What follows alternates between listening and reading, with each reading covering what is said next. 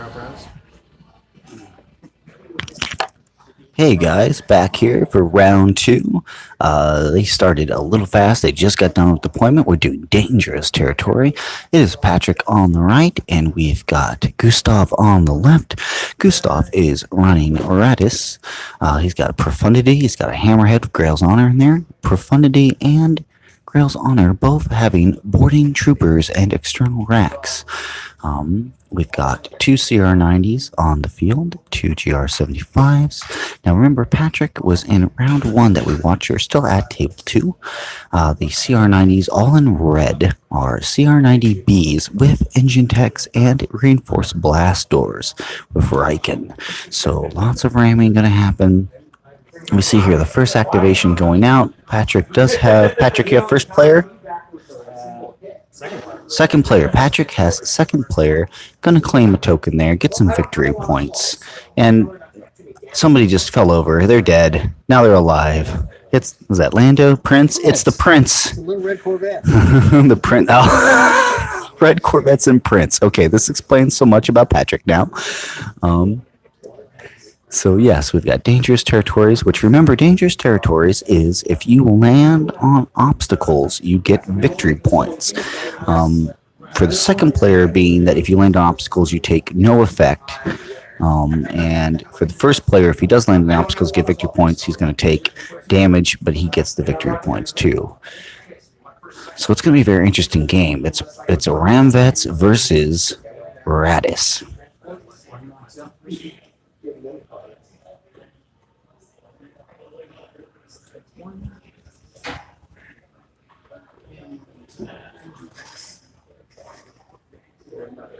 We may switch over to top table, just because that might be a more interesting game to observe with Justin and a Star Destroyer victory and some Imperial squadrons. So give me a second to see if there's a way that I can potentially get over there. We'll see though. Hi Perry, how are you?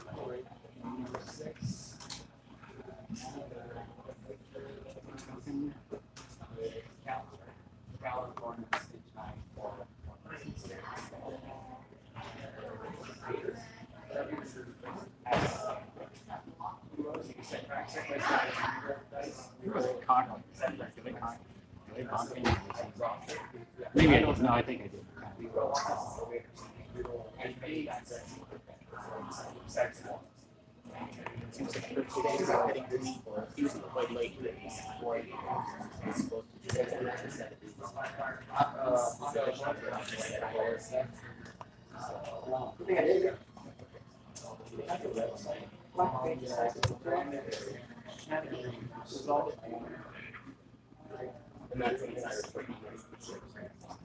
Yeah. Increase speed to 3. I have some extra things. Have you seen the issues with the plastic ones?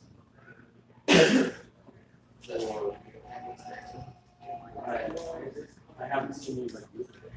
So tablets are like this. Yes, but they're all you are and basically it's actually longer than the card game. They're longer.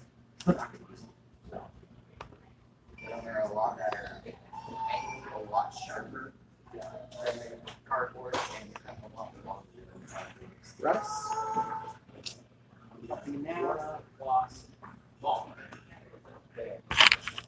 Alright guys, we're just going to stay here at this game. It doesn't look like there's quite a way I can make it over to the other table to observe that, but I do guarantee you guys for round 3 we will be watching top table. So in this case, we're going to watch a lot of rebel ships all flying around super fast, trying to dodge. This is definitely still going to be a fantastic game to watch. It's just not, it's going to be a lot of maneuvering, a lot of jockeying. So it's just definitely going to be a little bit of a slower start with not a lot of action. But when the action does happen, again, like with last game, it's going to be all at once. I'm just working on posting up links to various websites, Facebook, Discord. And I'm just going to focus on getting those all posted up, and then I'll be back to start the commentating.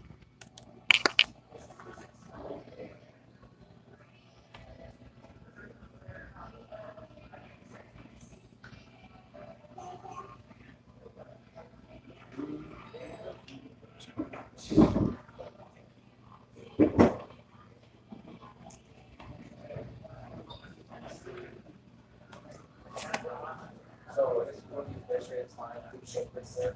That one is whatever you go.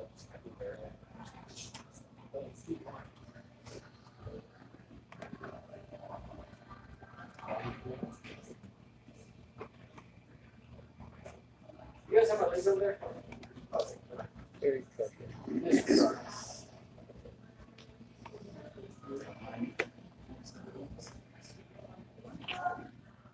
Dodge Jimi Hendrix. That's good. I like that. All right, I'm going to adjust the camera, get angle on the action, and I'll be right back.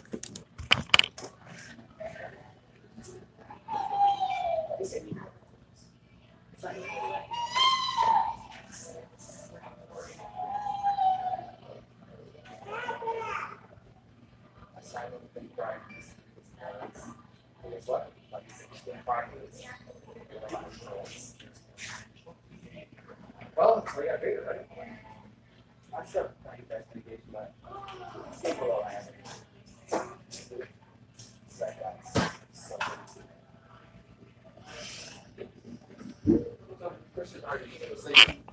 All right, I think this is going to work for right now.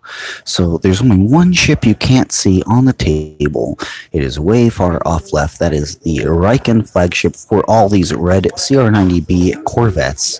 Again, Patrick is on the right again. He's flying CR90B Corvettes. They all have engine techs and reinforced blast doors.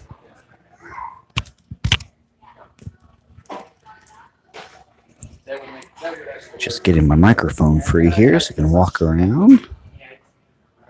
So Gustav is on the left, also Rebel Fleet. He's got Raddus.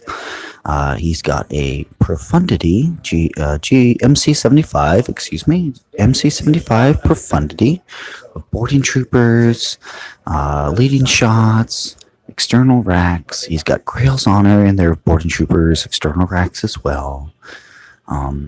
The two Corvettes are both CR90As. Come over here so you can look at the cards. You whisper, Derek. The shh. Justin over there yelling at me. We got two GR75s with slicer tools. One of them with Quantum Storm, a good pick for Raddus. Allows it to get in position to be able to get a proper orientation for a Raddus drop. So, and the Corvettes are both. One's Janus Light with engine techs, TRCs. The other one has Raddus engine techs and TRCs as well. No squadrons this game, so this game will not be slowed down by fiddly squadron play. It's going to be a lot of position and jockey. Now, let's get into analyzing this fleet setup. What is going to happen? Who do I predict is going to come out on top? So remember with Raddus, Raddus is bringing ships out of hyperspace. He can do that at distance 1 of any of his ships. Now the MC-75 has Grail's Honor tucked away inside of it, which can be dropped at distance 1 of Profundity. That's what we call a nesting doll strategy, meaning that Raddus drops out his MC-75. The MC-75 then drops out of Profundity the Hammerhead, and that Hammerhead typically is going to be in range to just punch something super hard.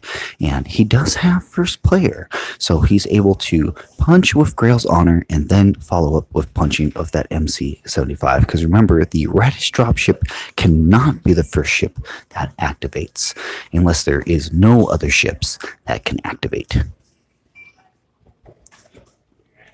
So this first round is largely jockeying for position. And then depending on what Gustav is able to analyze and see for being able to drop his MC-75 out. Now, in terms of who do I feel is going to win, I'm going to step a few paces away, talk softly, make sure the players are not over observing what I'm saying. So I'll be honest, guys. I think the Raddus is going to have a tough time with these Corvettes. These Corvettes are spread out everywhere. When he does do a drop, he really is only going to be able to secure a kill on one. If he's lucky, he'll get a kill on two. But then he runs into a danger. The danger is with Rieekan. Patrick is going to keep one of those Corvettes alive that's going to block his MC-75 in, and then he's going to do what Rieekan ram vets do best, ram their targets to death. Again, his Corvettes, being on speed 5, can catch anything on the board, the MC-75 or that hammerhead. Now, Gustav has elected, strangely, not strangely, I guess it is part of his strategy. He does have engine decks on his CR90As. So, with first player, I mean, he probably is going to be able to get them out of the way to not suffer fiery ramming death. But he's got to be careful of his activation order. One mistake in his activation order and his CR90As are going to violently explode. And again, he's going to be pressured into activating his MC-75 or Hammerhead first to secure kills on Corvettes, which is going to leave his CR90As exposed to be rammed to death. So it's definitely a game of, activation order. My opinion is that the Ram Vets are going to come out on top. It's not going to be a very big victory. It's not going to be a victory where he's going to get a lot of points, but a victory is still a win, and it still allows you to progress forward. So it all just depends on can the Raddus drop get the position that he wants? Can Raddus blow apart as many Corvettes as he can and get his MC-75 out of danger? That's the big point, is can he get the MC-75 away from all these self-immolating CR90Bs?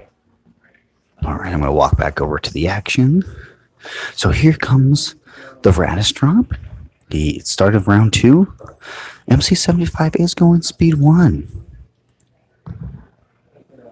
So he has got both of those Corvettes double arced. So it doesn't matter which one Justin activates first, he's going to be able to nail the other one. Not Justin, Patrick. Patrick is on the right, Gustav is on the left. Try to make sure I'm remembering names a little bit better.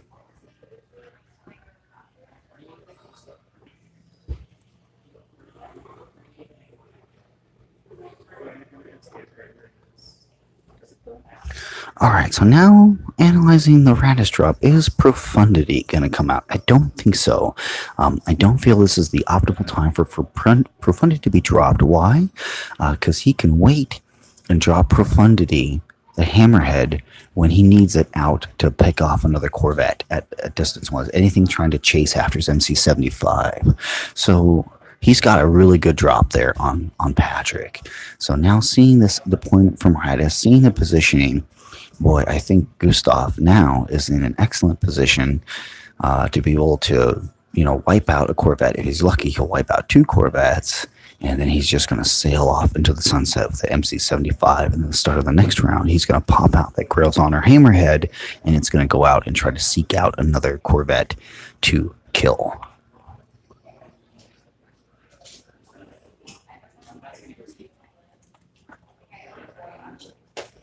Oh, he did elect to drop Grail's Honor out. Grail's Honor is on the board.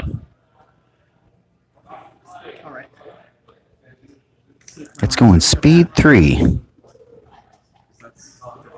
So MC-75 is going speed 1. Grail's Honor is going speed 3. Just checking arcs. Lots of double arcs going around everywhere.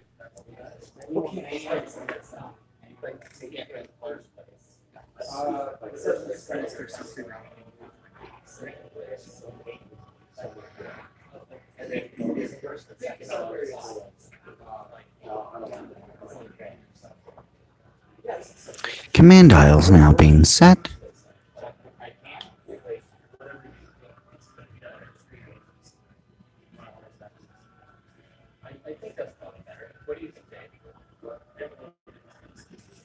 So Patrick is second player. He's claimed quite a few of those tokens off the objectives already. He's really spread his fleet really far out.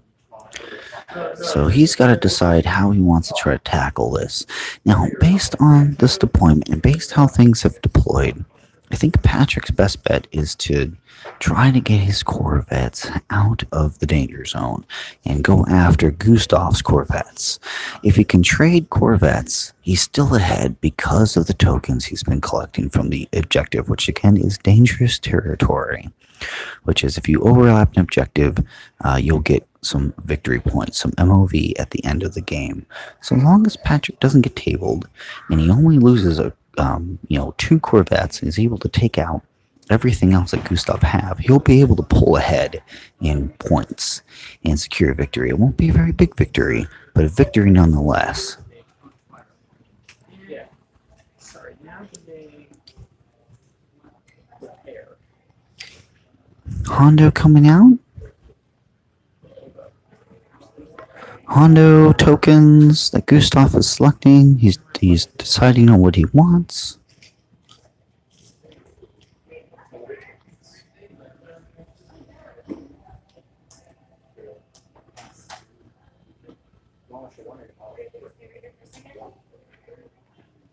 He's thinking.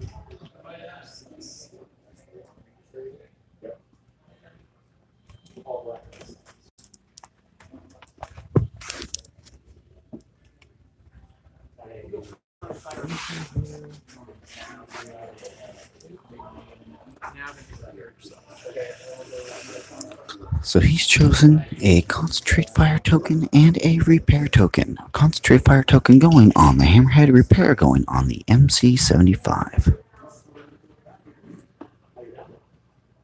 That wasn't my token. No. So he's going to get a squadron command and a navigate for his CR90A or Bs on the right side.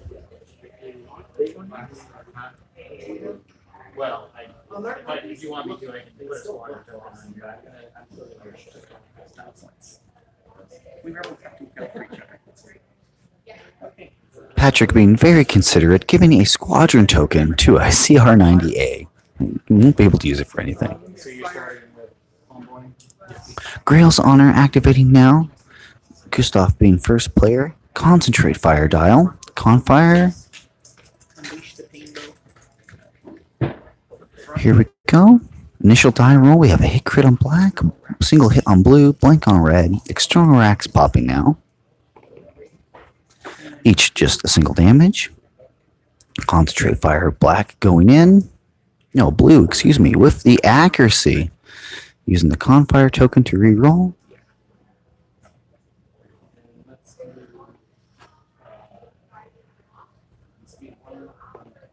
Into a single hit. So no redirect. That is going to one shot that CR90, unfortunately. What a lucky roll getting that accuracy. Now, Patrick has to decide if he's going to Rieekan that activation or not.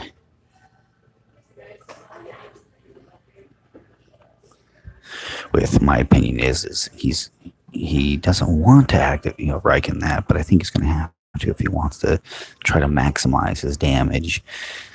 Because the only things that are being threatened right now, well, he's got two other Corvettes that are threatened by the MC75, so it's just going to be really tough for him. Tough choice. Still deciding on which Corvette he's going to save with Rieekan. He is opting to remove the Corvette, which I don't know if that was the right play or not. I'm not him. I don't know what his strategy is.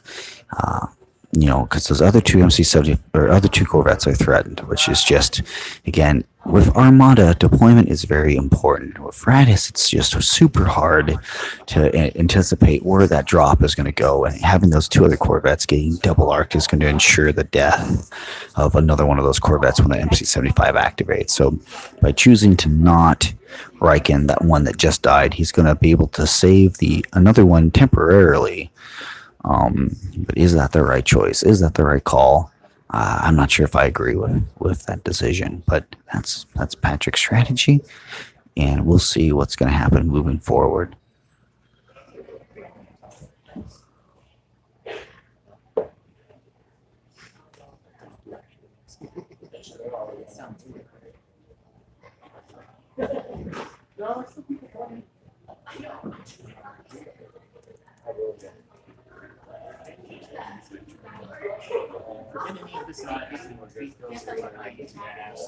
Now, Gustav still has to be careful with that hammerhead. It's popped off racks. It doesn't have racks anymore. It will not be able to pull off one-shotting a CR90 again. So he's got to be careful. He doesn't lose it potentially to ram death from Rieekan's Corvette. But again, is Patrick willing to risk his Rieekan Corvette to go ram and kill that hammerhead? That's a tough call. Because if the Rieekan Corvette does get unfortunate and Gustav rolls an accuracy again with a blue or a red die and is pumping out black die damage, I mean, he could kill Rieekan's Corvette before Rieekan can take out that hammerhead. So that's a risk if Patrick decides to do that. So he is activating either 4 or 5. I can't see which.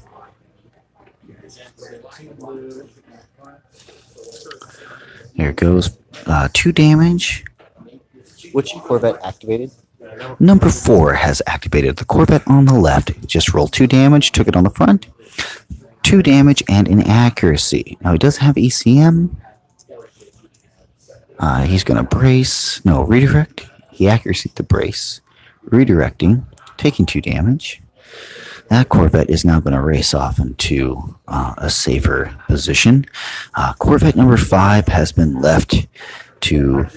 looks like that's the Corvette that's going to be Rieekan then, because it is double arced by that MC-75. Unfortunately, it will definitely die. So we will see. The trick is now does Patrick, or Gustav on the MC-75, does he blow racks on a front shot, try to take out that Corvette, and then he has a side shot available to shoot something else?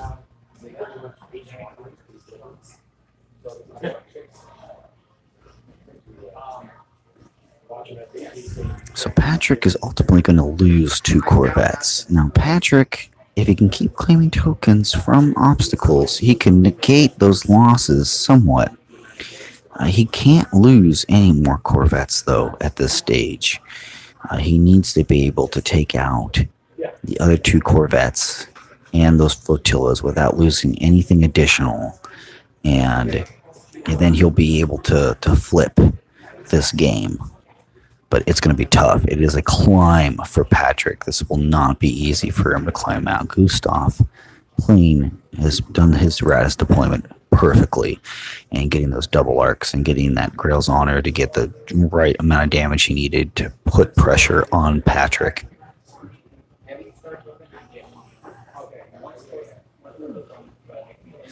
Now Patrick needs to be careful here. He can't afford to get double arced by the MC-75, otherwise he's going to negate what he's gained. He also doesn't want to get double arced by the other Corvette that's over there, which, you know, that doesn't look like that's going to happen. He just needs to make sure he's not getting double arced by the MC-75 is what he needs to accomplish.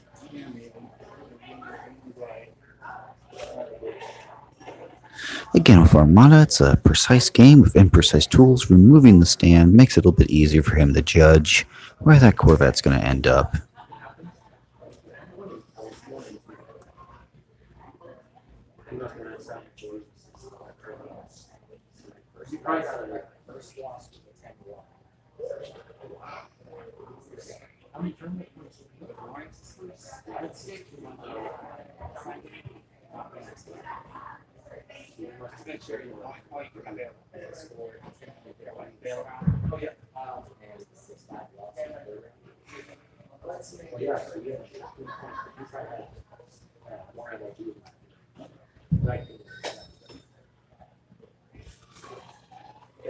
Again,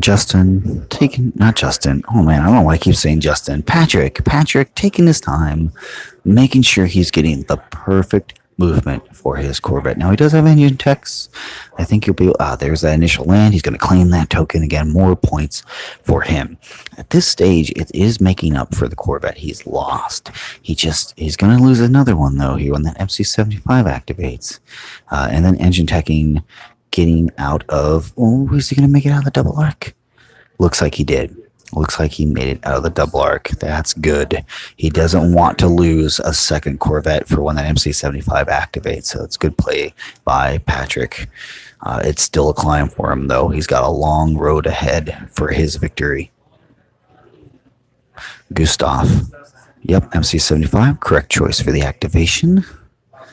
Doesn't want to allow any more Corvettes to escape. Doing the front arc. Yep, good choice there. Front arc throwing 3 blue, 2 black.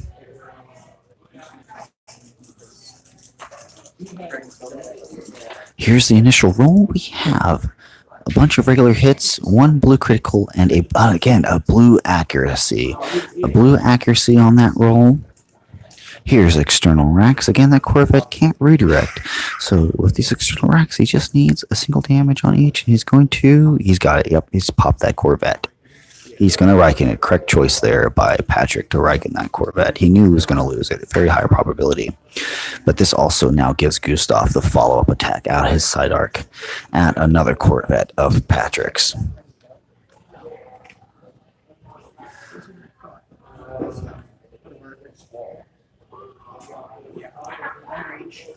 Long range, side to the front of the other Corvette. We have 3 hits. No, a double hit, a hit, and a critical. And quad battery turrets for 5 damage at long range. Evade the double. 3 damage still coming in. What a great hit there. So that is definitely going to really hurt that Corvette. Remember, Rieekan has already been used now on number 5. Those other 2 Corvettes of Gustav's have not activated. They have TRCs. If Gustav is able to roll any natural doubles and he's able to TRC a double in, that's really going to wipe out that other Corvette, and Patrick will be in trouble.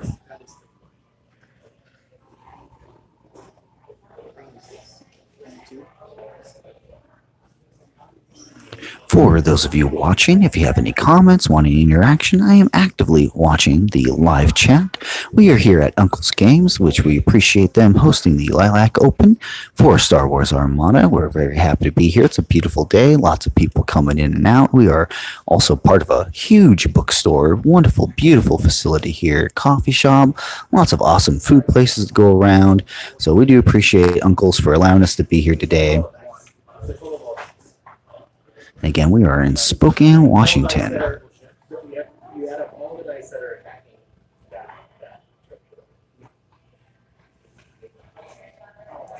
Patrick here deciding his next activation. It will be important for what he decides next.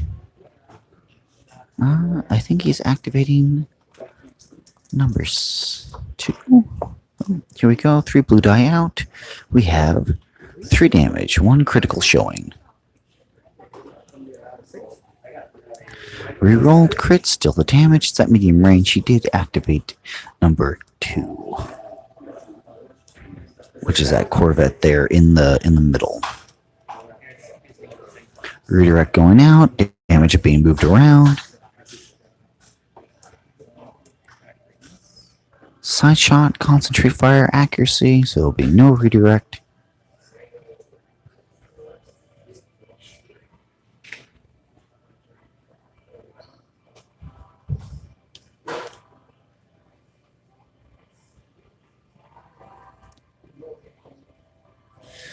Here comes the Ramvet.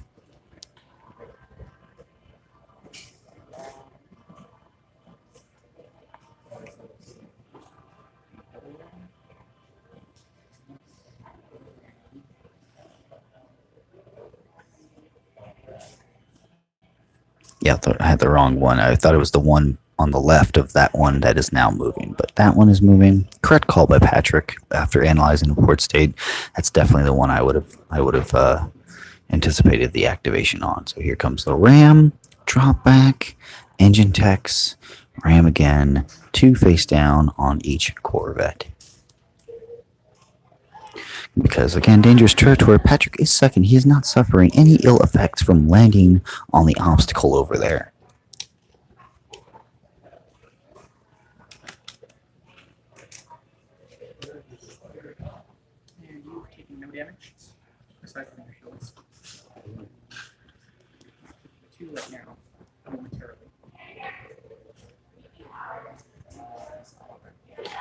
Gustav deciding which activation is going next. Now he does have Slicer's tools, but they're not really going to be terribly effective in this game against Command 1 ships, unless he wants to take away navigates and concentrate fires from Patrick.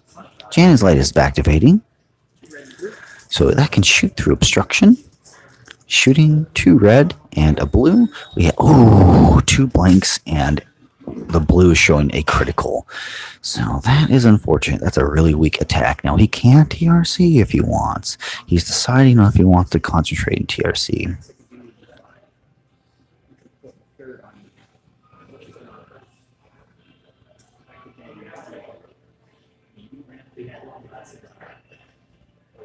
Deliberating on his attack step, deciding what's going to be the best course of action. He's going to leave it as is. He's saving his concentrate fire, saving TRCs. So just 1 damage on that one Corvette. He's now shooting out the side, and I think that's the correct play. He wants to keep focusing on the weak one. So there goes the initial die roll. We have 1 blue hit and accuracy, another hit. Going to TRC that into double, so 3 damage, no redirect again. He's just getting accuracy after accuracy after accuracy on those redirects. So he's going to evade to reroll the double into a single hit. So 2 damage coming in. He's going to be able to take that on the shields. But again, having that redirect available to shuttle that damage around is always preferable. And Gustav just keeps getting those accuracies.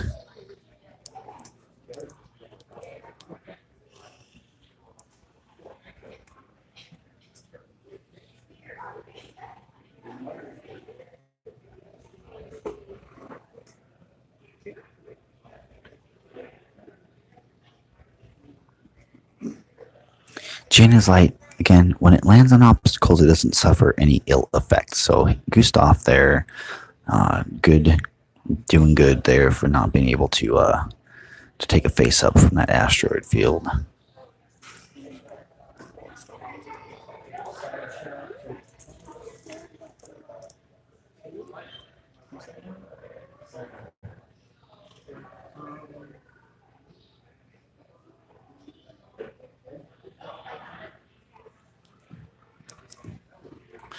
Checking ranges, checking arcs, seeing what the next activation is going to be.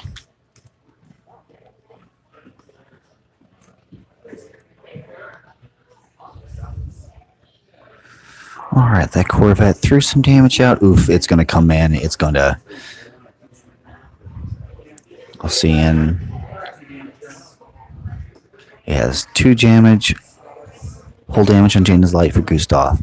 He's checking to see if Patrick is checking to see if he can get that initial ram for then the engine tech's ram to finish off Gustav's Janus Light.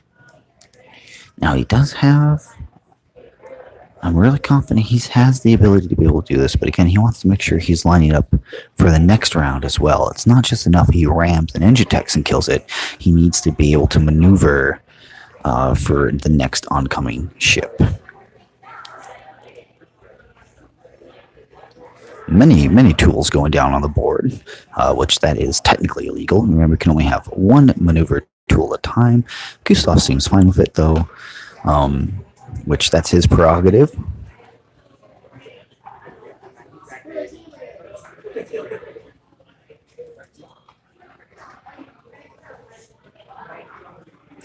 Yes, just so you know, all the Corvettes in red have reinforced blast doors and engine techs.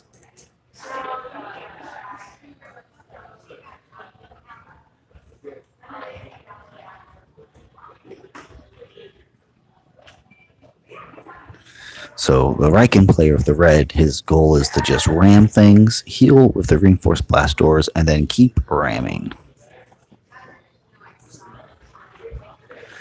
Now, it doesn't look like Patrick is able to get the angle that he quite wants on Janus Light.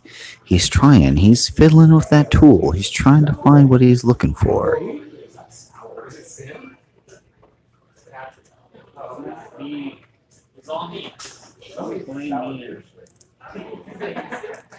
So there are, I would say, more Rebel players than Imperial players here, but there still is definitely an Imperial showing.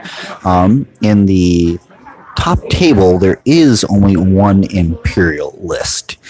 We will see that at round 3, or not round 3. But the Imperial player at table has a Vader, Krymoon ISD, Victory 1 with Warlord, some Squadrons. That list really likes to just fly slow, let targets come to him. He's not in any rush to go attack. But likely, I don't think that if Nathan can pull it, he's playing Justin right now, who we saw in round 1. So if Nathan can pull out a win on Justin, we'll see him at top table. But it just all depends. We'll see what's going to go down. But back here at the action here, Patrick is committing to his maneuver. Oh, maybe not quite. He's still fiddling with his tool, trying to find the right angle he needs.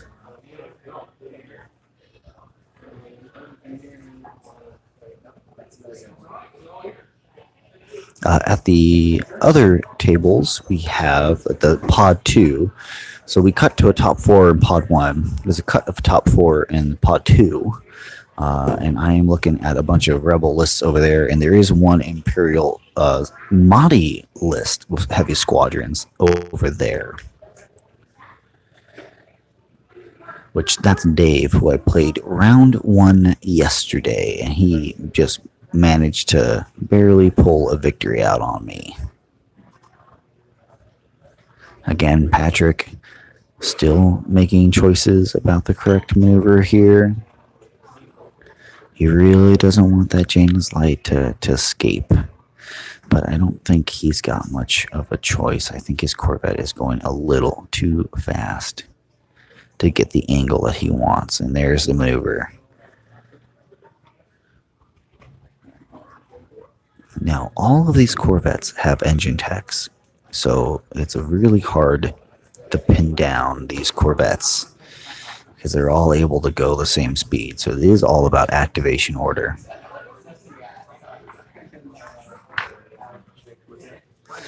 I don't know how many Imperial players are up at the third pod, because the third pod is upstairs and in a different area, so I can't see from here, but I think there's at least one Imperialist there. So there definitely are more Rebels than Imperials. The large part for that, I think people are just kind of, a lot of people fly Imperials and they're flying Rebels just for a change of pace. I know I did. I flew a Rebel list just to get away from Empire and just expand my playing horizons and do something different. I flew a Sato list that is ultimate jank and ultimately lost and got its teeth kicked in, but I had fun. And that's what's important. Have fun. For competitive tournaments, if you're going to be competitive, make sure you're bringing a list that you've practiced and you know inside and out, and that you know you can fly well. That's what's the most important part. Another approach to these kind of competitive tournaments is just to bring something super silly and not fun, or fun but not competitive, and just have a great time.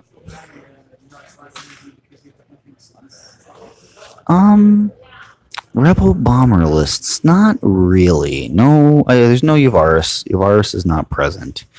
A lot of MC-75s, MC-80s, MC-30s. Not really any heavy Rebel bomber presence. Again, Yavaris is another one of another one of those ships that just is, been played to death, and people just branching out, trying different things.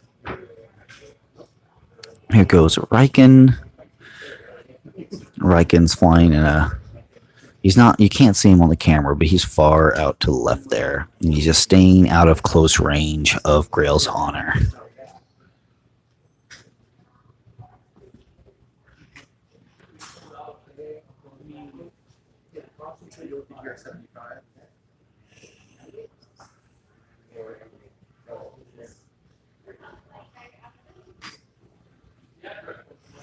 So right now, Patrick is down one Corvette. He had another Corvette he had to Rieekan, so he's lost 2 Corvettes on this round. Gustav has not lost anything yet. His Janus Light for Gustav has lost 2 hull due to ramming. Patrick has been scooping up tokens though from the objective dangerous territory, so it is offsetting some of his losses, but unless he's able to kill some Corvettes, he's not going to be able to pull out a win here. Navigation command coming out on a GR75, the one there that is closest to us. Now they both have slicer tools, and it looks like this one's going to come over and he's going to slice that unactivated Corvette, give him a squadron command. So that's not going to be very useful for that Corvette. And when I say not very useful, I mean not useful at all, because there are no squadrons on the board. They are currently in round 2.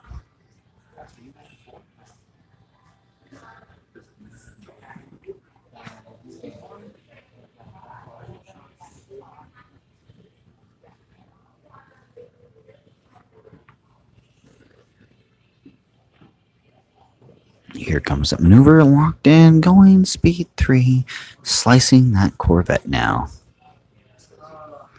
Slice to a squadron command. Makes that Corvette super sad.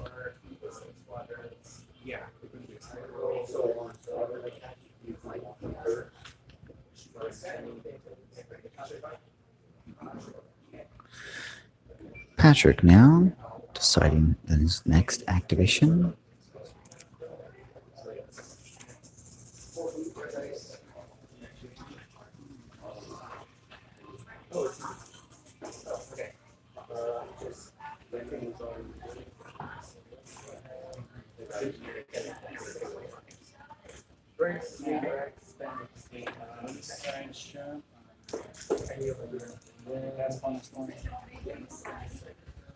All right, 2 damage coming out on that GR75. So number 3, there's activation. GR75, 2 accuracies. So he scattered the first attack.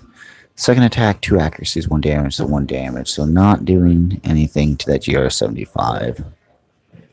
Again, this Corvette here is the Rieekan Corvette, so it will vanish after this round is over.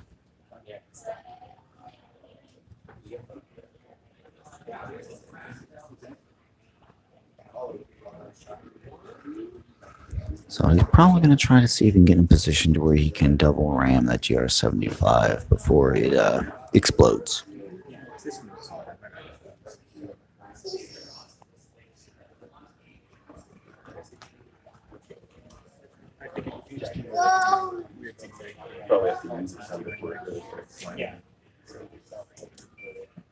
So there goes the double ram.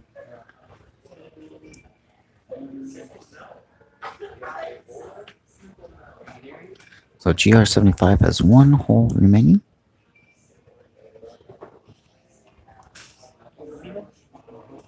So Raddus Corvette is now going. That's the one there in the back. Front to front attack on number 2, which is a Corvette that got sliced to the squadron command. So here comes the die roll. We've got a blank, 2 red crits, TRC the blank into a double, 4 damage at long range. Here comes the evade to cancel the double. Here's a redirect, move the 2 damage off to the side. Side attack. Oh, no side attack. He's opted not to attack the Corvette in his side.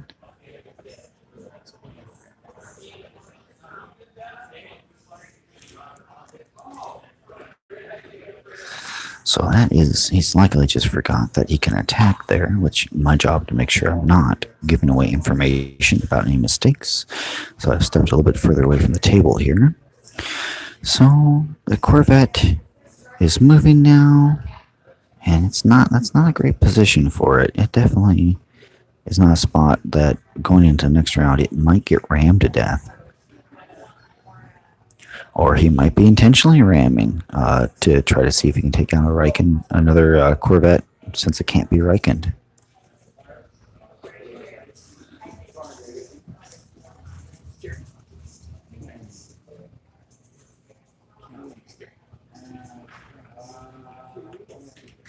No, no ram. Just drops it right there in front of the unactivated Corvette. Now that Corvette is going to activate it. Side shot on the GR. It does not get the accuracy that he needs. It's going to spend its scatter to stay alive. Now, front shot on Raddus CR90. We got 3 hits, 1 crit showing, redirect going out, taking those shots to the side. Spending navigate token that he got from Hondo. Slow speed 2, and he can still trigger engine text from that. He's going to double ram.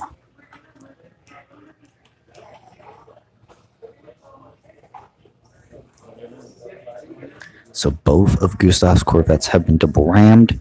One GR75 has been double rammed.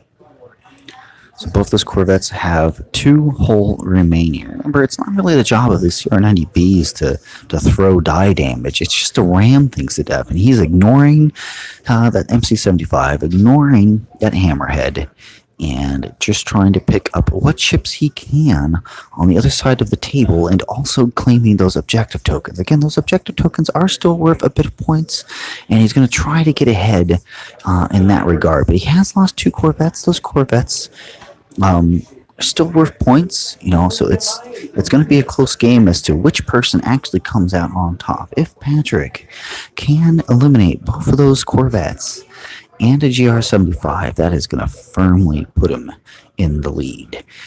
It's at 6-5, but 6-5 is still a win. Gustav has to find a way to get his transports, his Corvettes out of danger, because his MC75 and Hammerhead are effectively out of the game. They will not be contributing too much anything else.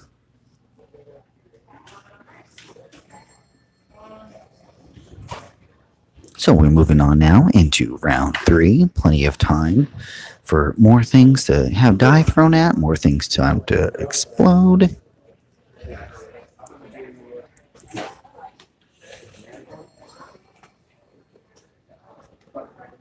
So, Patrick, did you claim all the tokens? I've got, he got 2. You got 2. Okay. So, just so you guys know, for tokens, Gustav has claimed 2 tokens, and Patrick has 4 tokens. All the tokens are now off the board. There's no more to be claimed. So that's good for Gustav. He's reducing the lead Patrick can get from those objectives.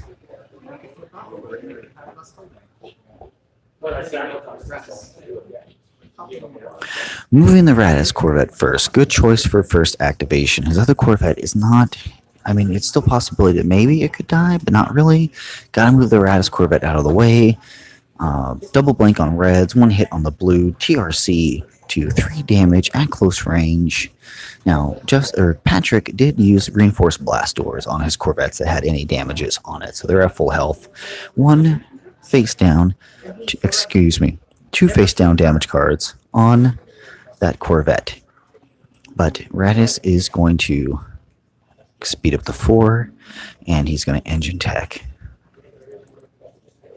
And Raddus is going to escape off into the wild blue yonder.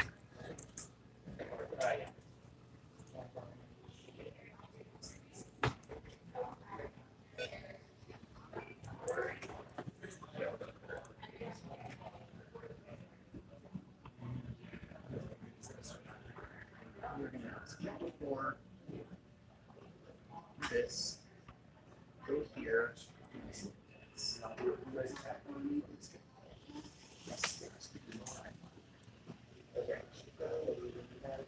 So there goes Raddus. There's the engine techs. That should firmly get it out of medium range. It will not suffer any counterfire.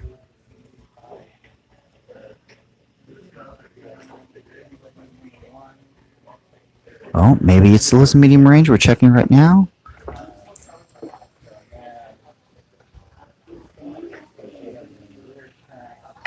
Alright, activating another Corvette over there. He's going to throw some damage onto the one. There's 1 damage. Take it on the shield.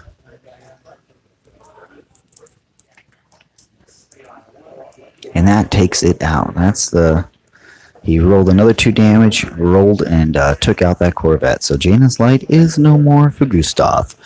So the tally is now Patrick has killed 1 Corvette, Gustav has killed 2 Corvettes, but again, Patrick has 2 objective tokens over Gustav. So whether that will be enough points to pull this out for him, who knows? But he only needs a ram on that GR75 there to take it out. We are in round 3. What's your name? Sim? Yep. We have here Sim from Uncle's Games. Can you tell us about Uncle's Games, Sim? Uncle's Games is a cool little game shop. We have one downtown in Spokane, one in Spokane Valley, and a few out on the west side. We have a pretty good community of Armada players and just FFG players, period. So if you're looking for a game, we got community nights. Hit us up. Perfect. They also do Legion, X-Wing. They have a huge variety of board games down here. Again, we appreciate Uncle's Games for allowing us to host the Lilac City Open here. Thank you, Uncles, for sponsoring this and allowing us to be here.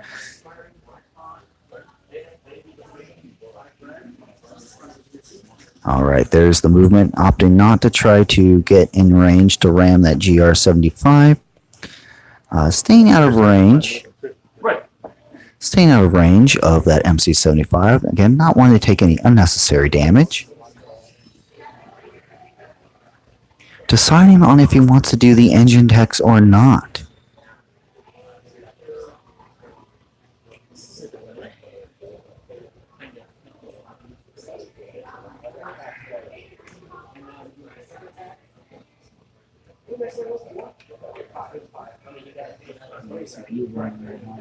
What's that? Your CPU is running hot. Yeah. I see why you put the fans up 6 down. Yeah, it's just not very good air circulation. I need to buy a cooling platform for it, and it'll be fine. Or you can, yeah, that works. Yeah.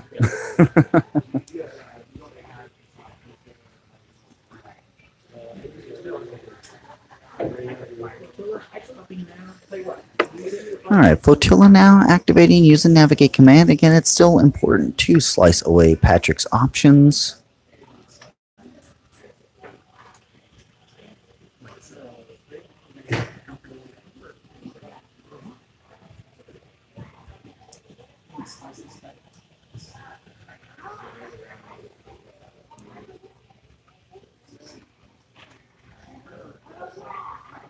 Changes that to a squadron command.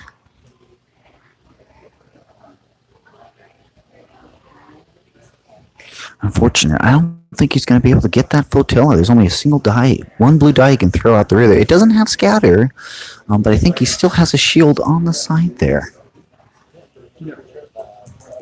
Yep, one shield there on the left of that GR75, so I don't know if he's going to be able to get it.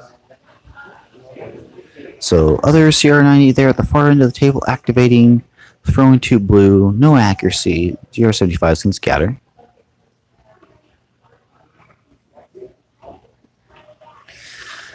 Now he's got choices.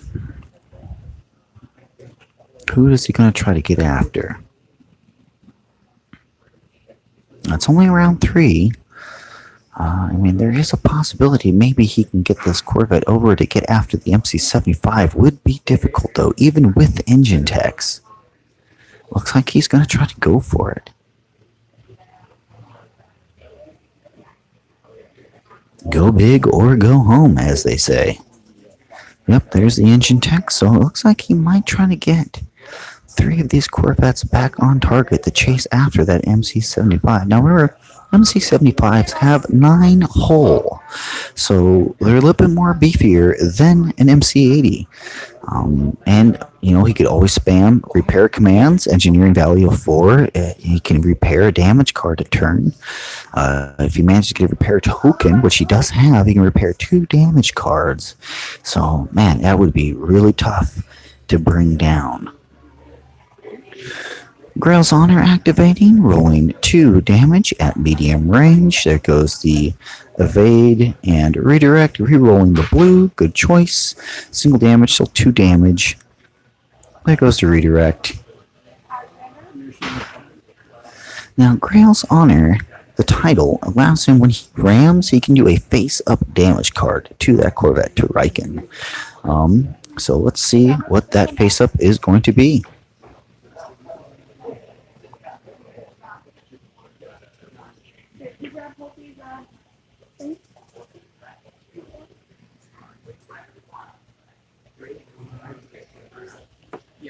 And that action is taking place off screen. I'm going to go ahead and adjust the camera now that for the most part things have moved past where we're currently looking.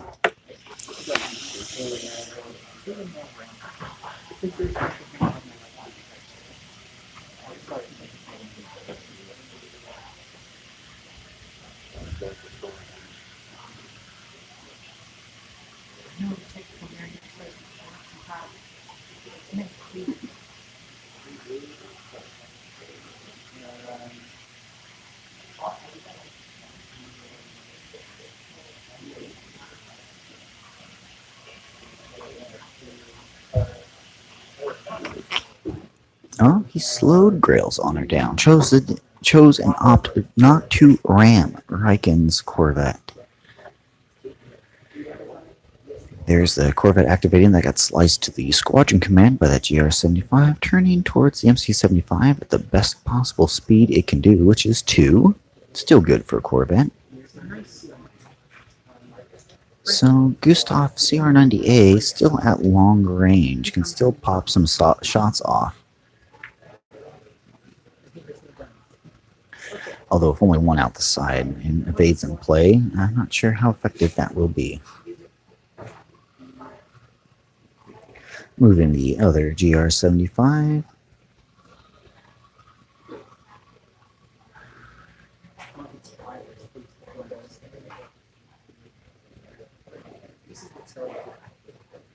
And Quantum Storm for another movement forward.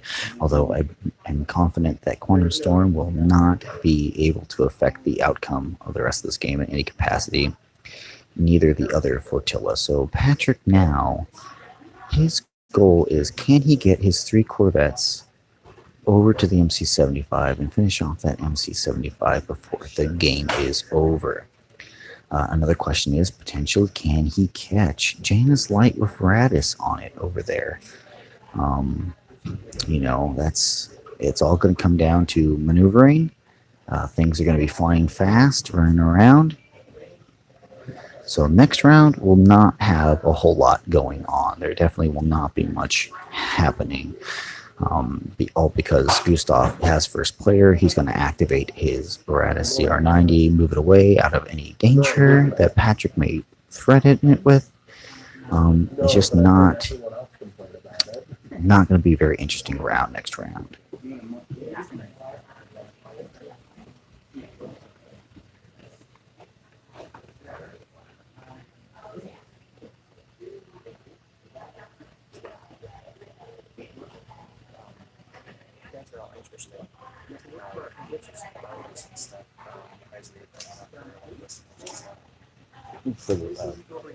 I have no idea how it would be home. Okay, just wondering. I'd have to get like addresses, Yeah. mailing addresses. I just want to say. Yeah, that's true, but I don't really have a whole lot of people watching, Okay. so. Sorry, I just don't know a lot about your podcast. No, but you're good. In case you're looking for it, we could. In the future, I definitely will look into stuff like that next time. But I'll be here next year too, so if it's held here. So Yeah, we're hoping to make this like a series thing. So. yeah. If you have any feedback for the event too, so just Absolutely. No, I think it's fantastic what is going on here. Yeah, it's great.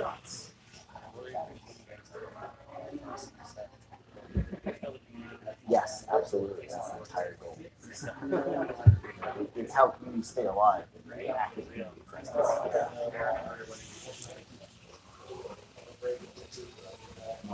you want it to grow, you got to put time in it. It's like anything.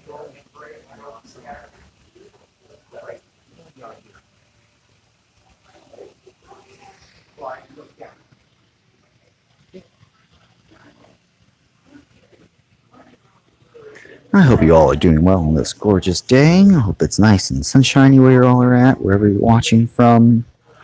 I know we mainly have viewers here in the United States, but I know sometimes people tune in from Europe and from Australia. Just want to welcome you all here on this Sunday, lazy Sunday day. Here we go, Rieekan shooting 2 blue into the hammerhead. It's just going to redirect and it's going to be A-okay.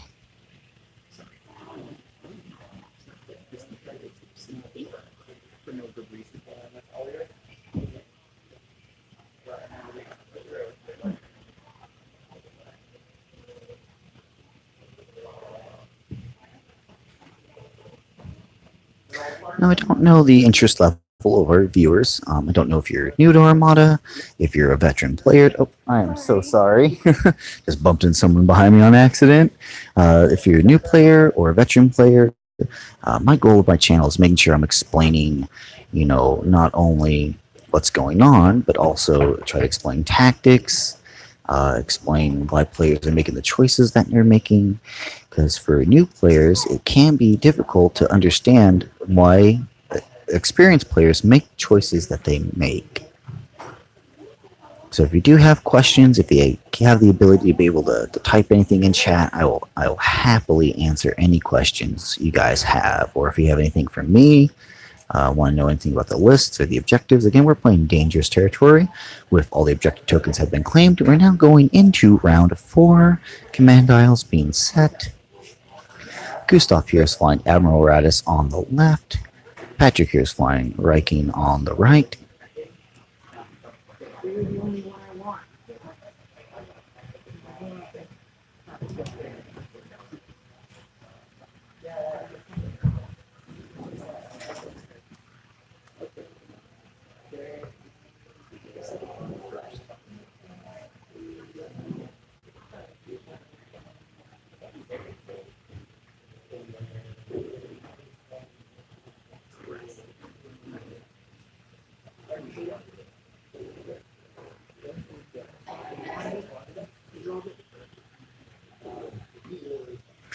Here we go. First activation correctly done by Gustav. Activating his Raddus Corvette. Get it out of the danger zone where it can't be rammed to death. It's going to navigate and then engine techs. So again, with both of these ships being at speed 5, it's going to be a chasing game from now on.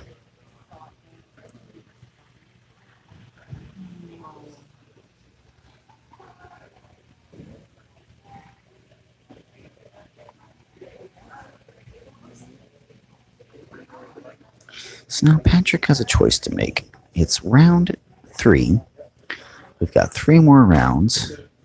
Is it worth Patrick's time to try to chase anything down and catch it and kill it?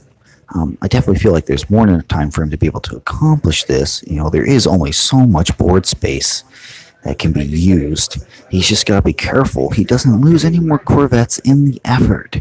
If he loses another Corvette, all it's doing is securing more of Gustav's victory.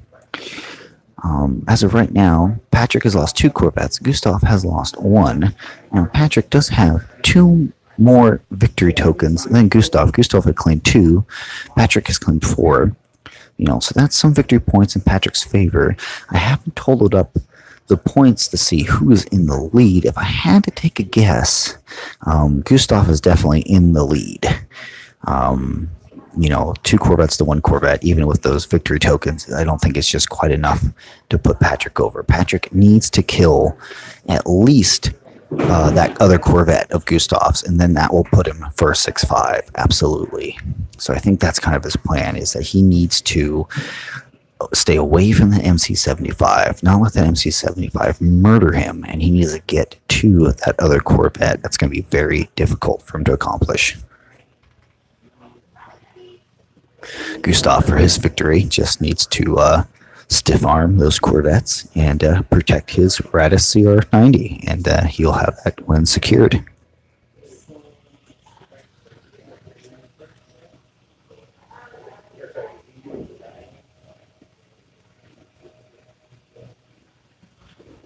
Boom. Seriously? Hey, Patrick.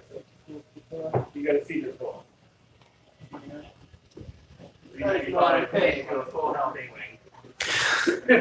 So, they're celebrating a Z95 one-shotting an A-Wing. What do you roll? He rolled 2 hits and a double. 2 hits and a double with a Z95. An astounding roll on a poor little A-Wing. That's from a table across from us. At the other table for top 4, Nathan and Justin playing their game. Nathan has lost his victory. Justin has only lost 1 squadron. And it looks like Justin is moving in for the kill. Now, there's a Star Destroyer still left on that table.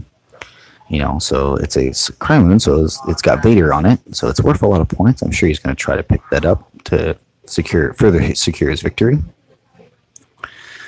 But we're not focused on that table. We're focused on this table.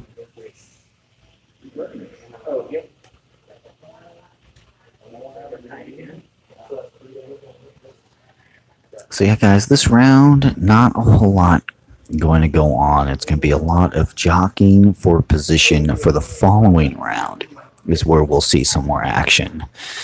So if you got questions, now's the time to ask. There's not much that I really can talk or explain about for any strategy. I think I've gone over it. It's just, you know, it's going to come down to positioning, and I believe we'll know that final round is where this is all going to play out. So if you do have any questions for me about Armada, about Star Wars Armada Explained, this channel, any questions about me for Gen Con, I'm going to be the Gen Con judge of this year. I'm very excited for that. I am looking forward to working with FFG. I am not an employee. I'm just going to be a contracted position, but I am on their flight crew, and I will be demoing Star Wars Outer Rim on Saturday. This Saturday, I'll be doing Outer Rim at Gen Con for FFG. And that'll be a lot of fun. I've been making sure I've been playing some games, learning the rules. And, you know, so if you're at Gen Con and you want to come by and see what all the hype is about Outer Rim, come hit me up on Saturday. That's when I'll be demoing the game. Otherwise, I'll be very busy judging on Thursday and on Friday. That's going to be the championship game there for, I believe it's the Continental Championship for Armada. I'd have to look it up. But very important tournament. I also, later next year so far, I am going to be at LVO, or Las Vegas Open, where there is another FFG-sponsored tournament championship that will be happening there. And I am making plans to either attend as a player. I don't know if I'll be judging, although based on conversations I've had with with my handler at FFG, is if I do well at Gen Con, it's very likely I'll be asked to go judge at LVO. Which that's exciting. They've also given me permission to live stream both Gen Con. It's very likely they'll also give me permission to live stream at LVO. From my talks with them is that they just currently don't have the capability or resources to live stream Star Wars Armada. So they have told me that I'm allowed to do so as long as I'm not claiming that I'm official representation of FFG. You know, I'm not doing this for any endorsements or anything like that. It's just me. It's my personal channel. I'm doing it for the enjoyment of everyone, just to record these games. Now, my priority as a judge is making sure I'm judging first. So I'm definitely going to ask a few people there to kind of help me out, you know, start and stop the live streams and get all that situated. But I definitely will be live streaming at Gen Con if possible. Now, it's notoriously difficult to get a signal out of Gen Con. There's thousands and thousands of people there. The building is tough to connect to the internet. But if nothing else, I just bought this laptop, awesome new laptop. It will have the ability to record all my games in HD. So I will at least be recording all the games that when I get back to my hotel room, I can then upload later and at least have these games recorded. And I think it's important for the community to have these games recorded and shown up, you know, because as we saw at Worlds, if I hadn't been there, we wouldn't have seen the final game. I think it's just important for a healthier game to have this kind of stuff. So I'm definitely doing my best to make it out to these events, to record, to live stream, commentate if I can. All right, enough of my pitter patter. Let's check back and see what these guys are doing. Again, still lots of jockeying for position. You know, as we saw earlier, both of those flotillas from Gustav were able to escape the ram net of the Rambos. Gustav's Jaina's Light with Raddus only has 1 health left, 1 hull left. It gets caught by a Ram Corvette. It's going to go down. It's going to place a victory into Patrick's hands. So Patrick has just got to time all this perfectly because it is only round 3. So he's got 3 rounds left to be able to get in and catch up to that Corvette. But he has to do this without losing any more of his ships. He can't afford it. If he loses another Corvette, it's going to put him too far behind.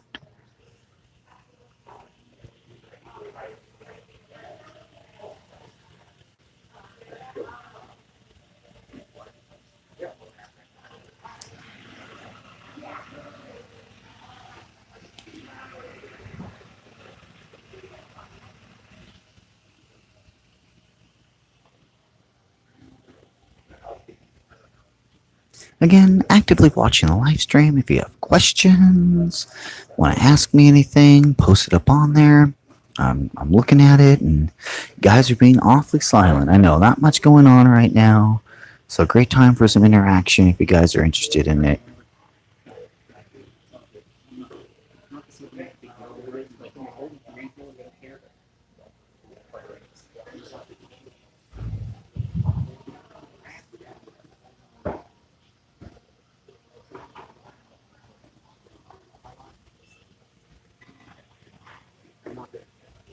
Again, at the other top table, we've got Justin and Nathan playing.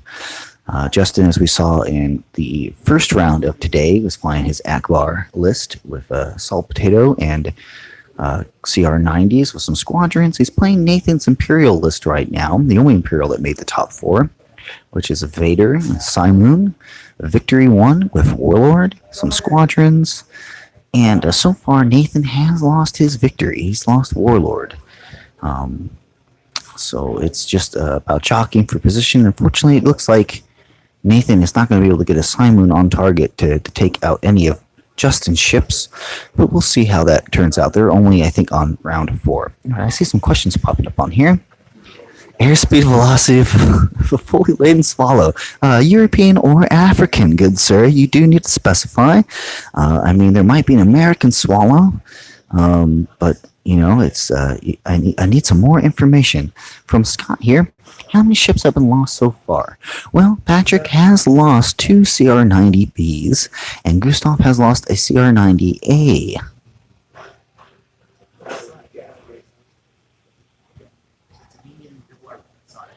But if we were to just take an average swallow, you know, I think the airspeed velocity is the airspeed velocity of a swallow. That would be my answer. And obviously, since it's whatever its airspeed velocity is, that is the correct answer without getting too technical.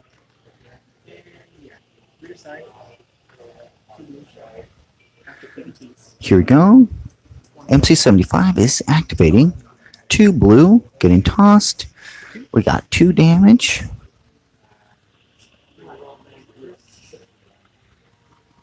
Crit is being re-rolled into a single hit. So 2 damage. Redirect going out. Smoothing that damage. 1 and 1.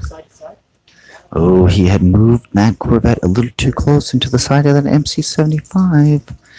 That is not good news. Here we go. More damage coming out. Oof, it's a double. Here comes the QBTs. Oof, that's a lot of damage. That is a lot of damage. I don't know if the CR90 is going to survive that. So I think that's a mistake by Patrick. He really can't afford to lose any more Corvettes. So he does have another evade. He can force the reroll on that double, but he is going to likely end up taking a crit.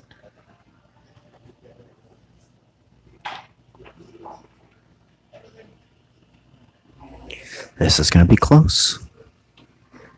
Gustav deciding on if he's going to do any die modification.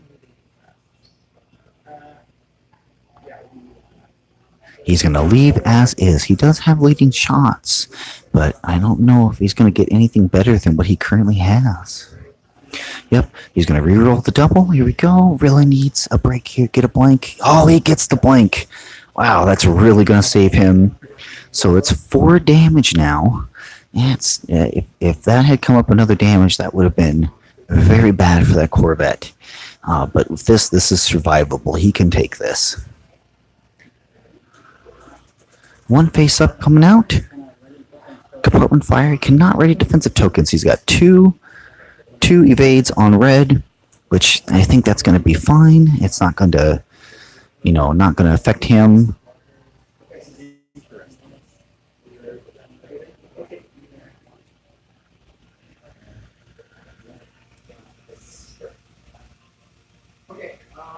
Yes, Scott. American swallows are a thing. Alright, there goes the MC-75. Yep, round 4 right now.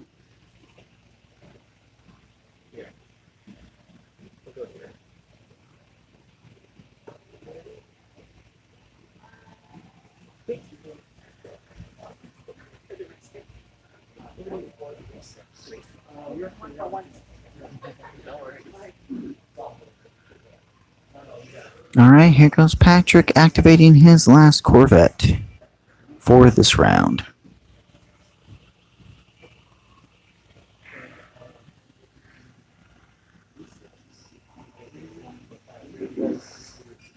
No, I don't know if we are in round 4. I think we're in round 3 right now. Here's the movement, engine text. Round 3 or round 4? We're going to be starting round 5. We're going to be starting round 5 here in just a moment.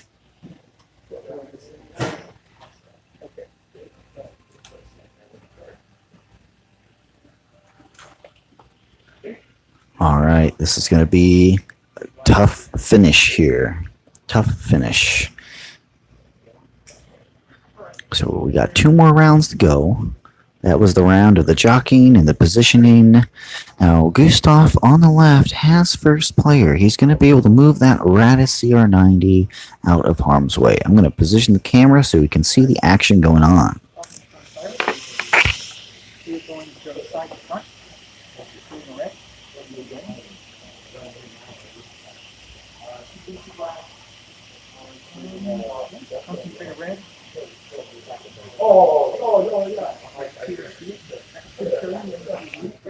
So, yep, as predicted, Raddus activating, TRC, bunch of damage going out.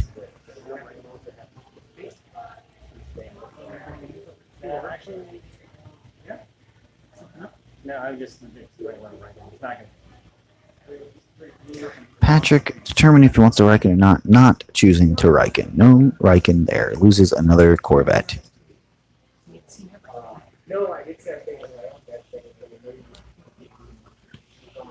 Jacob asks, in my opinion, what is a good Rebel fighter screen of 4 or less? I assume you mean 4 squadrons or less. Good question. Boy, it really depends on what your fleet list is. But if you're looking for a screen that's going to at least speed bump for a round, you can't go wrong with Jan Ors and YT1300s and Bigs. I mean, if you're looking for something that's just beefy and there, it goes slow.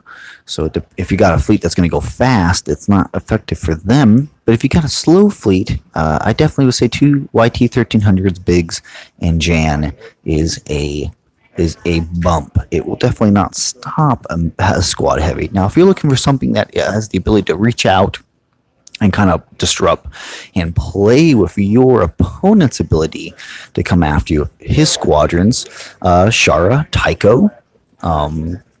If you have the points for any rogues, rogues are great for that. For example, Dash is good. For the 4th, it also depends on if you have the ability to squadron command or not. But you can't go wrong with Tycho and Shara as 2 of your squadrons at almost any time, because they're scatter, they're 4 health, counter. Tycho can't be stopped by anyone. He can move wherever he wants. Shara, when she counters, is 3 damage. Now, it's not to say they still can't die quickly, but they definitely are capable of buying you a round's worth of time.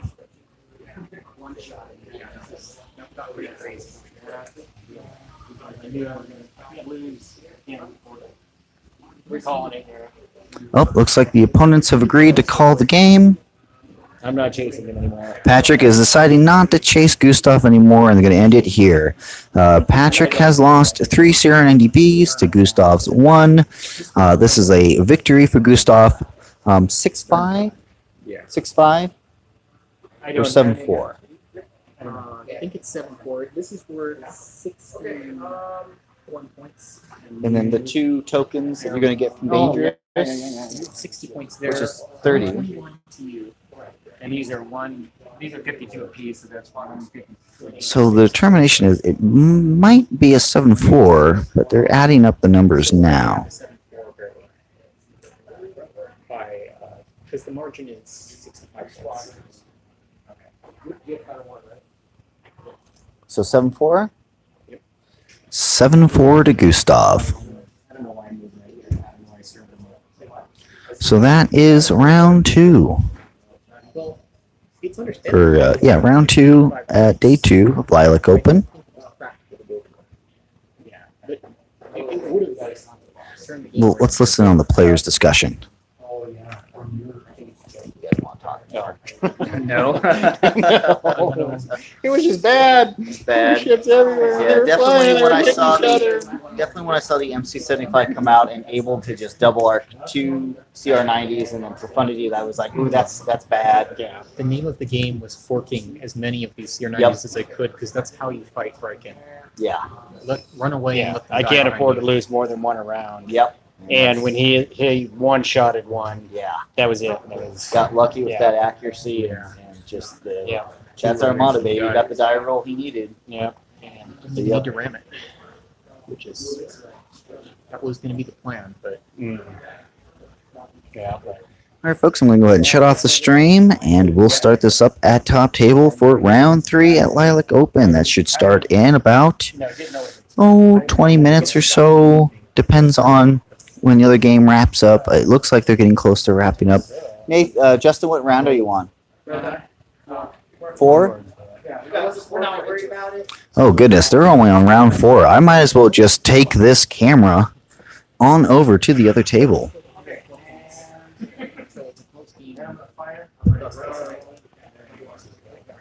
Just give me a second here, folks.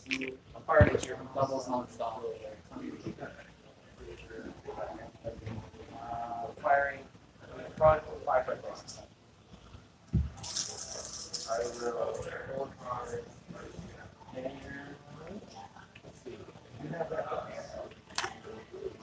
I'm going to put my camera point on the table and might as well transition to watching the other game.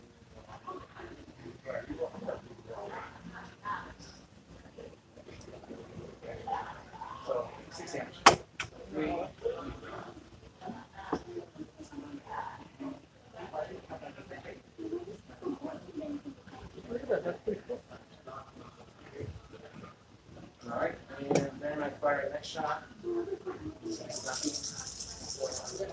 Actually, no. You have one hold on. Alright, yeah. No, I'm not gonna fire. I'm going to do blue dice attack on my left. And then I'm gonna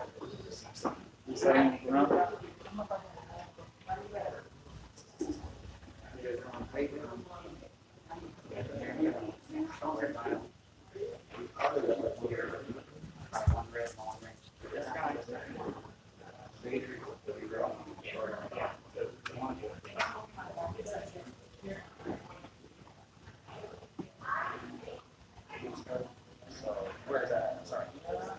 Oh, black out the front.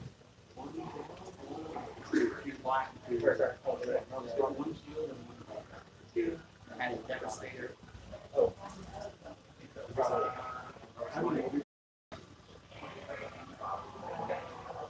So it'll just be at one. Okay, okay. And ACX next thing, you're fine. One.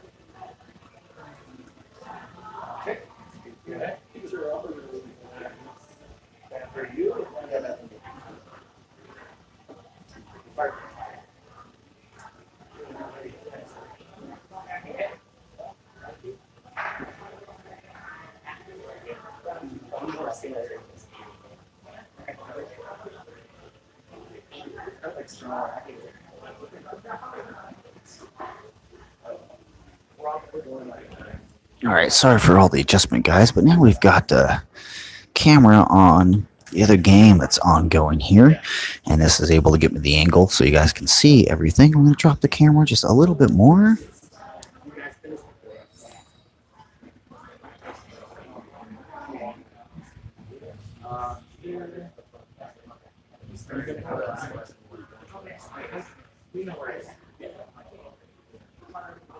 Let's try to zoom in on here. Oh, I think that's perfect. A little fuzzy, but now we can definitely see what's going on.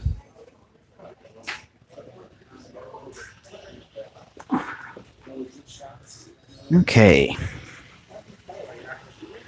Let's see. Back to the comments, Brian C. Thanks for answering recordings. Appreciate what you're doing for the art community. Thank you, Brian C. I definitely appreciate that. Just definitely trying to get the community more active, more people involved, showing people that, you know, Armada can be just as interesting and exciting as Legion or X-Wing.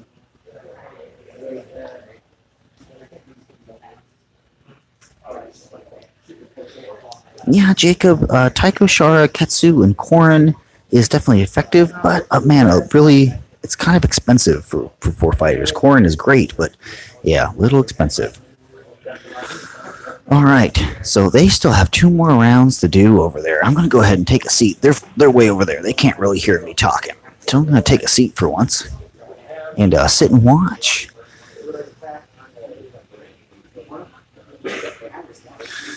So Nathan is on the right. Justin is on the left. That's a beautiful LED Star Destroyer there.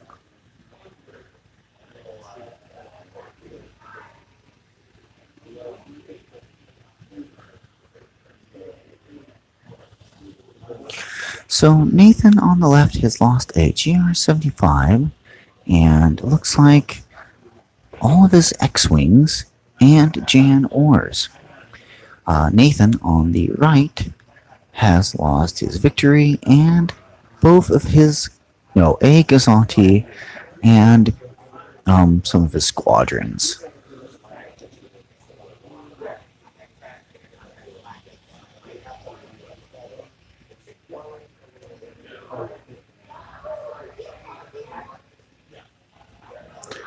So some maneuvering going on, and remember, Justin has Akbar on that assault frigate.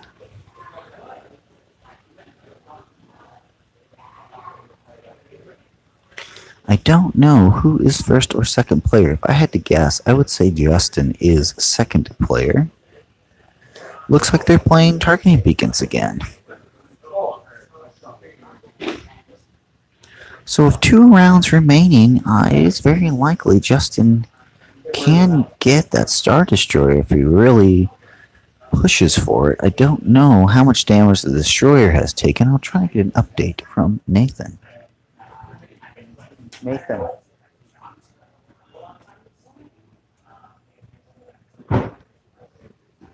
Hey, Nathan. Has the Star Destroyer been damaged at all? Okay. Gotcha. So the Star Destroyer has only lost a few shields. It only has a brace token left. It's spent its contain, no redirects. It is Devastator.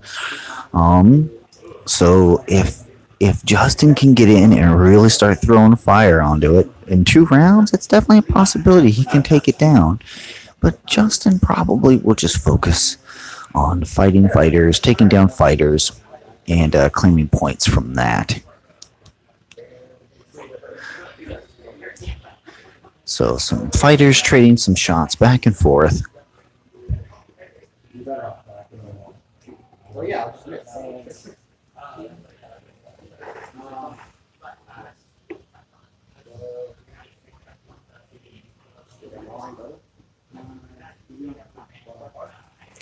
Yeah, Justin has 2 CR90As with TRC pointed at that Star Destroyer.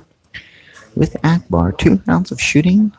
The ISD only has a brace.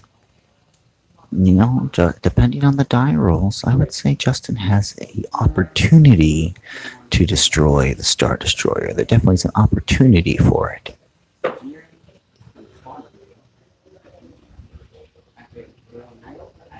Rudor now activating. Shooting Rogue Squadron, 3 black. 2 damage. That takes out Rogue Squadron. Well, that really drastically reduces Justin's fighter option.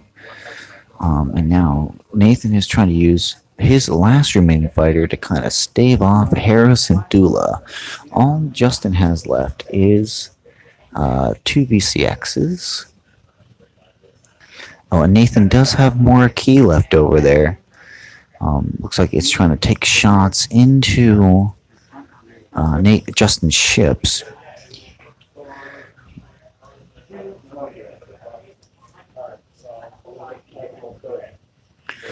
Evade going out. It's a rear shot.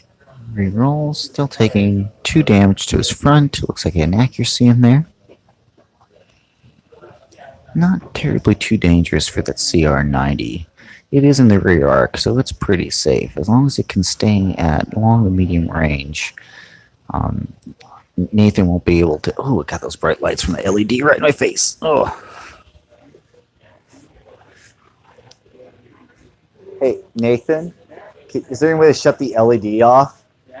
Because it's like drastically blinding anyone looking over there right now. It's cool, but like, oh my gosh. Perfect. We got the LED shut off, so anyone walking by is not going to have their retinas burned out by bright LEDs.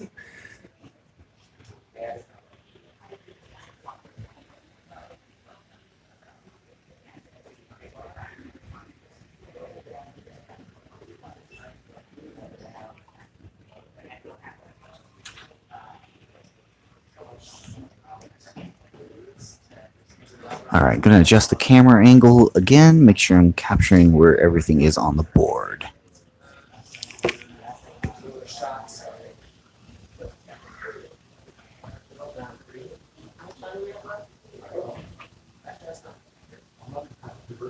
About an hour left. I don't know. This is turn 5. Okay. You guys start. You guys start.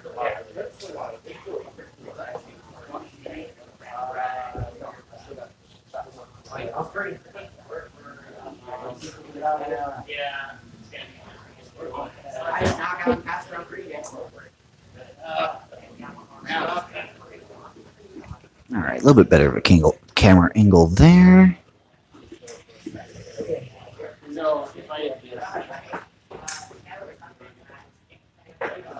Again, the first game I was watching had completed. They called it early for a win for Gustav, 6-5 or 7-4, excuse me, 7-4 for Gustav. Patrick not quite getting the deployment or the activation that he had hoped for. He got really hurt early on. Gustav with the Russian or the Raddus nesting doll really put a hurt on Patrick on his drop. Forced Patrick into some bad choices. So we've transitioned into this other game just to have something to see, something to watch. Nathan there maneuvering his Star Destroyer. It is a Devastator, Simon, with Darth Vader on it. So if Justin can't get that poor little Corvette out of the way, it will do it and explode.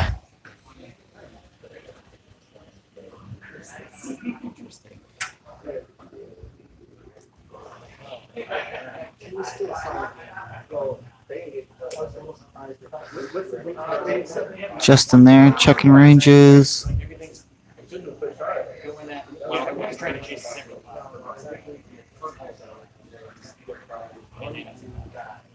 Justin just reading the Devastator card, make sure he's understanding the capability of Devastator. I mean, that Corvette is not going to be able to get out of the front arc of that ISD. Nathan, having first player, is going to be able to kill it.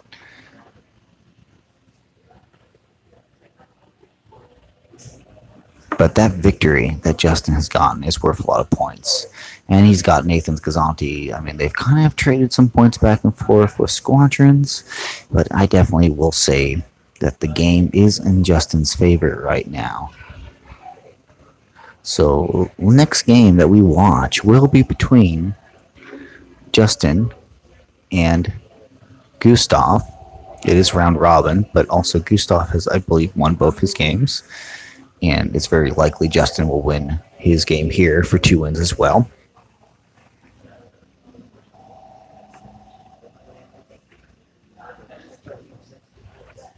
Gustav. Hey, Gustav.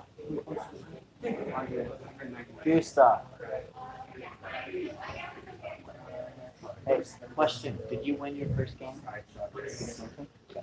Thank you. Your first game today. Against Nathan. Okay.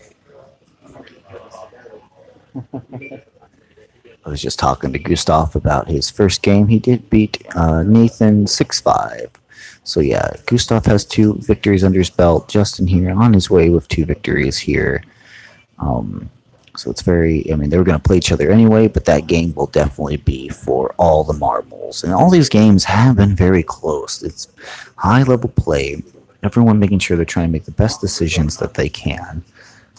I mean, I definitely give props to Nathan in bringing Warlord a victory. A victory, you know, made it into the top cut, which is always surprising.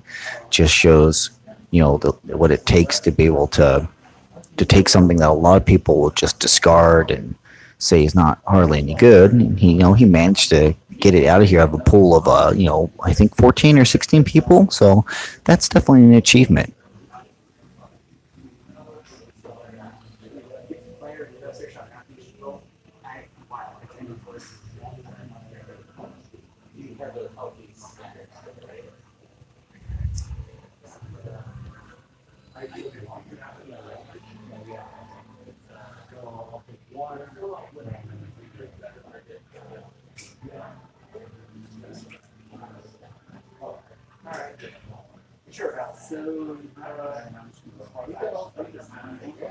Entering the squadron phase now, Mora firing at a VCX, 3 black, 3 damage.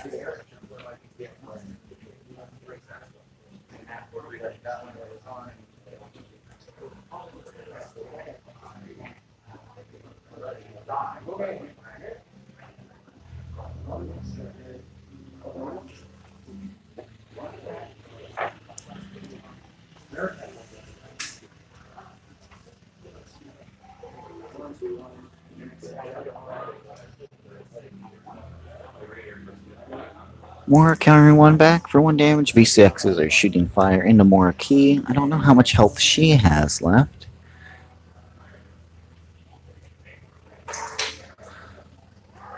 But if Justin can kill Mora Key, that is 27 points further into his favor.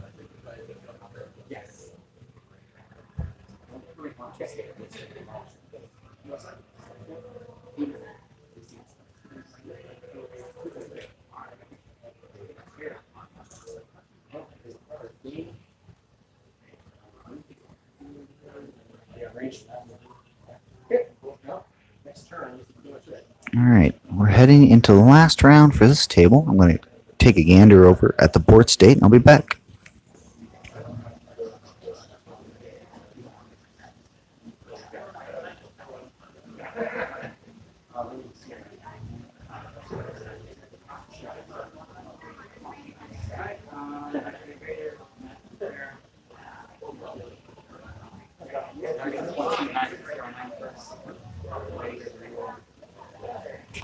So Nathan, first player, activating his only activation, Star Destroyer. He's got that poor little CR90 dead to rights.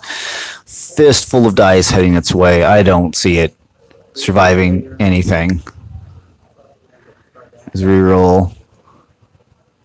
Here's the Devastator roll, 4 die. Oof. Yeah, that is... That's a dead Corvette. Very, very dead Corvette. I know you couldn't move out of it. I was mentioning that. So yeah, it's unfortunate for Justin, but you know he still has quite a few points stacked up in his favor here. Now, can Justin get any of Nathan's squadrons? That's the guess here. And flacking It doesn't get any damage on Moraki, which is unfortunate because between the Flak and Harrison Duel and the VCXs, there's definitely a chance. But they're going to go ahead and call it here. Valen, they're not going to call it. Nathan wants to commit to some squadron attacks here. So still alive.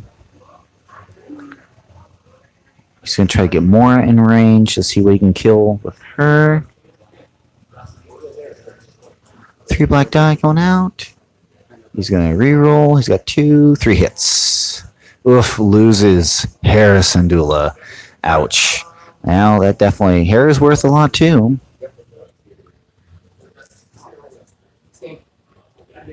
That's game. We'll see what the score comes out to be.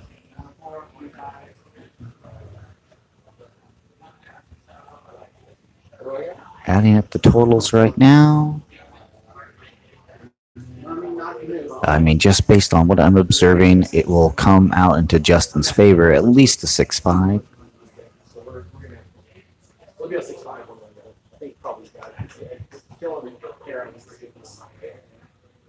Well, Justin is thinking that the 6-5 is going to go Nathan's way, but they're adding the total up.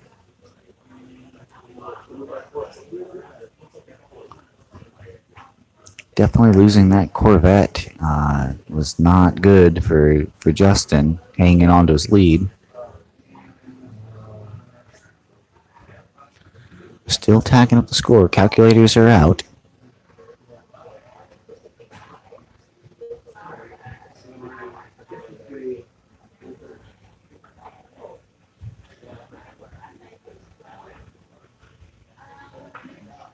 Pens are out, papers out, calculators are still tacking away.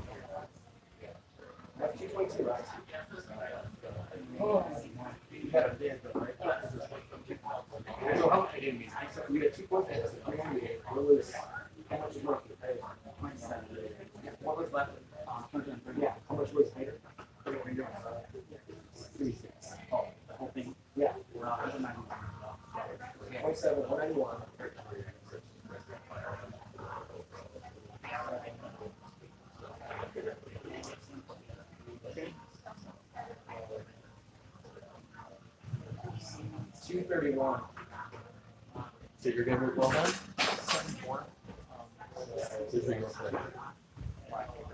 Just waiting on the MOV.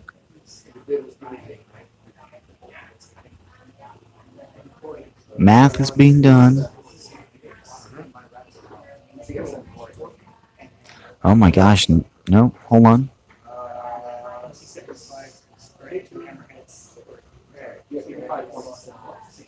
Oh wow, Nathan manages to get the 6-5 because of that Corvette kill there. So he managed to, at the last second, turn that game around and claim a victory over Justin.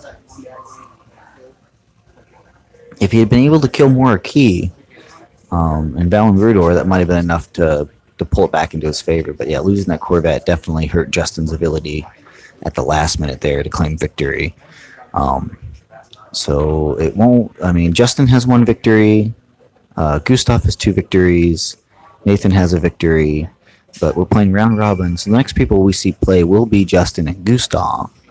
But in terms of who comes out on the very, very top, we won't know until the final games are played. It definitely is, everyone's got a victory except for poor Patrick. So Patrick does not have the chance to get top 2 table, but Nathan definitely has the ability to get top to second player or second place, but and likely Gustav will be first in the top 4. But like of all things, we won't know, and we're definitely gonna keep an eye on Justin and Gustav's game. That will be a good one.